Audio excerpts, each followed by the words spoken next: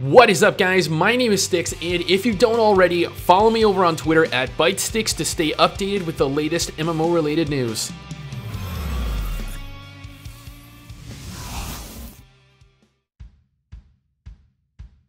So, I've actually had quite a few people leave comments, DM me on Discord, Twitter, Facebook, pretty much anywhere you can reach me has had people asking me to tell them what MMORPG to play since they were let down by Bless. There are still a lot of MMORPGs out there at present, and I guess with this new influx of interest in the genre, I may as well direct you all towards the better ones currently available. That way you waste maybe like 5, maybe 10 minutes of your time watching this video as opposed to taking the time to actually look for the games yourselves.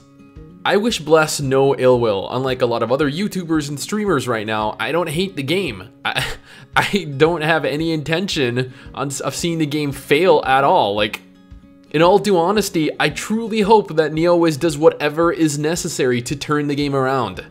If you want to know my opinion of the game though, you can find the link to that in the description or just click through to it at the end of the video. Regardless, as I stated, there are a lot of MMORPGs out there right now, a couple pay to play, a few buy to play, but most free to play. So with that in mind, I am going to list the best MMO alternatives to Bless along with their positives and negatives. That way, you know what to expect before jumping in. I will start this list off with one of the better ones. This is probably one of the closest alternatives you're gonna get. A fantastical world filled with magic, tab target combat, and actual story to follow through that sets up the game, each patch, and every expansion. Final Fantasy XIV is unique in so that it allows you access to every single class in the game on a single character. That provides players the ability to play everything on that same character. The game also features additional jobs, acting, and essences extensions to each individual class. These consist of Paladin, Warrior, Summoner, Scholar, Bard, Dragoon, Monk, Ninja, Black Mage, White Mage, Astrologian, Dark Knight, Machinist, Samurai, and finally the Red Mage. Final Fantasy is absolutely packed with content and has already had 2 expansions released thus far, adding new continents, features, races, and classes to the game. Their combat, however, is often complained about by people that aren't really all that fond of tab target combat, insisting that the gameplay is far too slow to enjoy. There is admittedly also a lot of content to get through if you're a new player.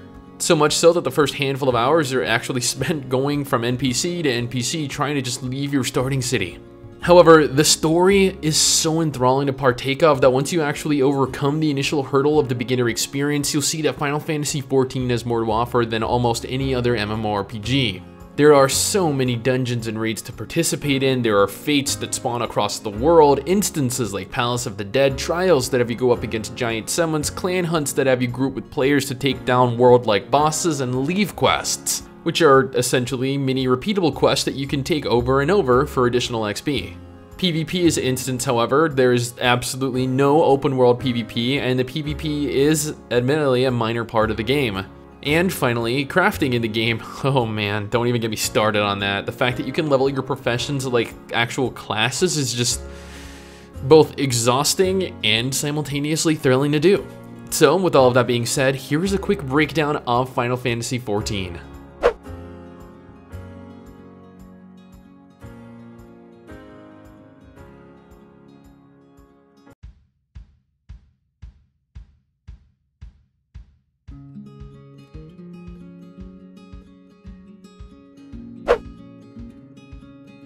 Guild Wars 2 actually has quite a lot in common with Final Fantasy XIV. The game is once again set in a large, fantastical world filled with magic and technology. Unlike Final Fantasy though, Guild Wars 2 features action combat. Yes, the action combat isn't nearly as fast or flashy as Black Desert, a point of interest that a lot of people use as a way to disrespect the game. However, Guild Wars 2's combat is contrastingly different to most games of the same niche. The game has quite a few classes: the Guardian, Revenant, Warrior, Engineer, Ranger, Thief, Elementalist, Mesmer, and Necromancer, with each class having a predetermined selection of different traits that players can work on, providing an additional form of progression in the form of specializations. Adding on to that further, there are elite specializations, which are customization available at max level that fundamentally change the abilities of your class by providing access to new weapons, skills, and unique traits associated with each specialization. Like Final Fantasy XIV, Guild Wars 2 has had 2 separate expansions launched over the years as well, bringing in new content, features, and classes. While there is a main focus around the story in game, it is broken down into chapters. You follow through with the story until you hit the end of the chapter, then continue leveling as normal until you hit the required level for the next chapter. One fascinating element of storytelling Guild Wars 2 employs is that individual choice matters. The things you say, the things you do, they all have an impact on the story being told, and a lot of people's stories differ, even slightly. This can leave you with different NPCs, different areas to explore, different missions to play through. However, on the opposite side of the spectrum is the fact that if you want to play cooperatively with a friend or partner, you'll have to pick the same options throughout the story to share the instance and simultaneously complete it together. There are quite a few different PvE elements to the game: the personal story, renown hearts, which are essentially Guild Wars 2's version of side quests, dynamic events that open up in the world, dungeons, raids, map completion, and more.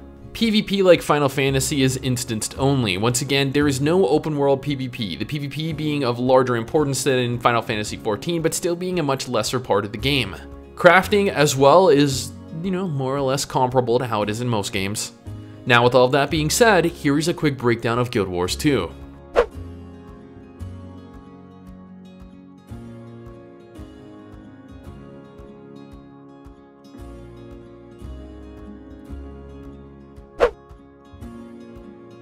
I feel like large, fantastical worlds filled with magic and technology are essentially a focal selling point for any successful MMORPG. If you've ever played an Elder Scrolls game, then the Elder Scrolls Online should feel fairly reminiscent of the series. It's like a cross between Oblivion and Skyrim. It's pretty basic, nothing really fancy or flashy, but that's not to its detriment. In fact, the combat is actually quite entertaining. I cannot begin to express how many times I stabbed an NPC by accident, shot a fireball at a guard, or got caught pickpocketing and attempted to fight my way out of the city, only to be firmly rooted in place and then slaughtered. Heinously, over like 2 septums. Like seriously, come on, man. It's 2 septums. But I digress. The Elder Scrolls Online features 5 pre-made character archetypes: the Dragonite, Sorcerer, Nightblade, Templar, and Warden. Each class also comes with 3 unique skill lines. Each player is capable of equipping any form of gear and any kind of weapon. Now stay with me here. But as an example, I was a mage running around in heavy armor and a greatsword, shooting fireballs at people. Then, later on, I played as a stave-wielding, hulking warrior that ran up to dudes and beat them to death with my giant stick. And all of this while wearing a robe and flip-flops. Yeah. Now, like both Final Fantasy XIV and Guild Wars 2, The Elder Scrolls Online has a very large emphasis on story, along with a semi-important choice system that functions more or less the same way as Guild Wars 2's does. Also, probably the only MMORPG that features fully scripted voice acting for every single NPC, the game is definitely not something you'll likely come across again. Unfortunately though, with the speed at which they speak at, most players end up just skipping the voice quests anyway, otherwise they would literally just be there all day. PvE consists of things like Dark Anchors, which are dynamic events spawned around the world, world bosses, dungeons, public dungeons that you can run with other players without actually needing to form a party, trials, which are 12-player instanced challenges, and arenas. Arenas functioning differently in ESO though, they are actually instead PvE related, as PvP is condensed into a different selection of modes. PvP in ESO is actually faction based. There are 3 factions, and depending on which faction you choose, you're given the option to go to war with the remaining 2. PvP modes, however, feature 1v1 duels, large-scale alliance wars, and 4v4v4, yes, you did hear that correctly, 4v4v4 battlegrounds. Again though, no open-world PvP. With all of that being said though, here is a quick breakdown of The Elder Scrolls Online.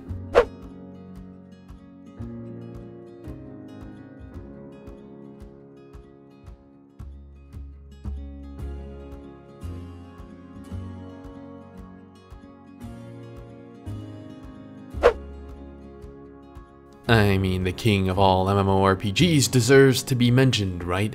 Regardless of whether or not you believe the game looks dated or you hate tab target combat, the fact of the matter is that World of Warcraft is one of the most expansive, complete MMORPGs there is to date. And with their Battle for Azeroth expansion coming up in August, what better time is there to hop in and catch up?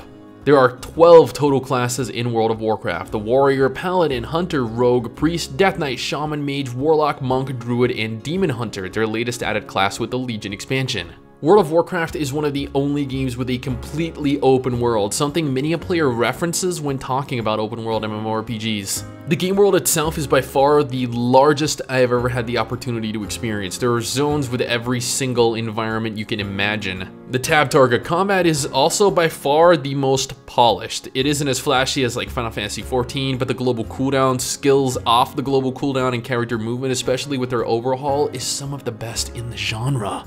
However, again, the combat can feel dated for people that aren't really a fan of the game.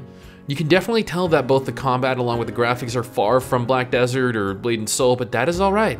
I, along with a lot of other players, are fans of its style of graphics. I mean, I personally loved Wildstar and currently enjoy the look of Dauntless as well. So, that is a graphical style that I can get behind. Classes are pretty basic, you know, tank, healer, DPS. Granted, you can have heavy armored healers like Paladin and leather armored tanks like Druids, but WoW doesn't really do anything to stand out. Featuring perhaps the most expansive storyline in an MMO, along with by far the most lore you will find in one, WoW pushes you through a worldwide story that has left many a player shedding a tear or two. Father, is it over? At long last. No king rules forever, my son.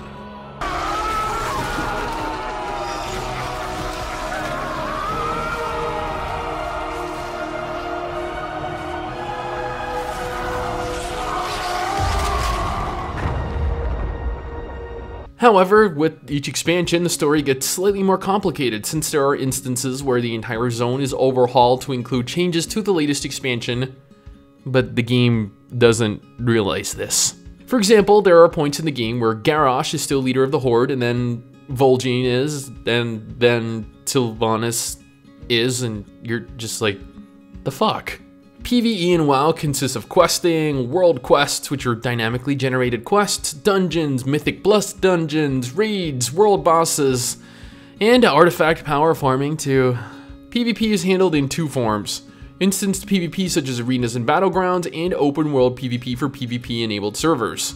World of Warcraft separates PvP enabled and PvP disabled servers for people that merely want to play the game and for those that want to fight other players while playing the game. Now, with all of that being said, here is a quick breakdown of World of Warcraft.